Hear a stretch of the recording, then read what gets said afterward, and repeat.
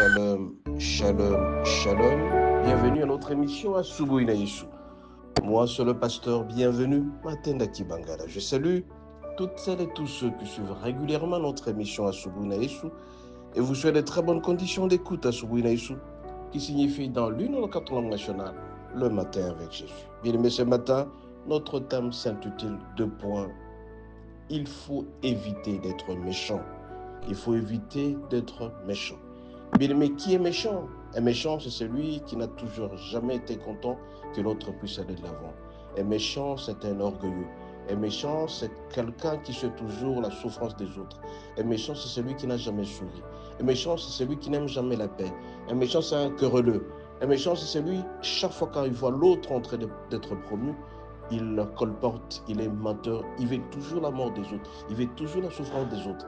Il n'a jamais été content que les autres soient heureux. Un méchant, c'est celui qui veut toujours être heureux seul. Voilà un méchant, bien-aimé. Un méchant, c'est cet homme-là qui frappe sa femme matin, midi, soir. C'est cet homme qui ne donne pas à manger à sa femme. C'est cet homme qui ne veut pas la promotion de ses enfants. Une méchante, c'est une femme qui ne veut jamais que son mari soit heureux. Une méchante, c'est cette femme-là qui à tout moment ne fait que parler matin, midi, soir. Et une méchante, c'est cette femme-là qui ne veut pas mettre tout le monde à l'aise. Voilà un peu la méchanceté.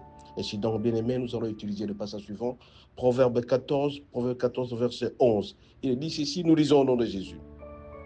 La maison des méchants sera détruite, mais la tente des hommes droits fleurira. Bien-aimé, je vais te dire qu'il faut éviter d'être méchant. Quand tu es méchant, tu ne veux pas que les autres soient dans la joie, tu ne veux jamais que les autres soient heureux, tu mets tout le monde mal à l'aise. Voilà un homme méchant. Mais la conséquence, c'est que quand on est méchant, tu seras détruit complètement. La maison des méchants sera détruite. Celui qui ne veut pas le bonheur des autres finira très très mal. Soit tu finis par la mort, soit tu finis par souffrir lui-même. Voilà un peu le sort du méchant. Si tu es méchant, mon bien-aimé, sois sûr et certain que ton sort est déjà scellé.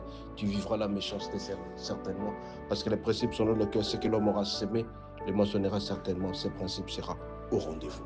Bien-aimés, je vous en supplie, ne soyez jamais méchants. Soyez des hommes heureux qui cherchent le bonheur des autres. Faites en sorte que les autres soient heureux. Si les autres sont heureux, toi aussi tu seras heureux. Soyez bénis et à la prochaine.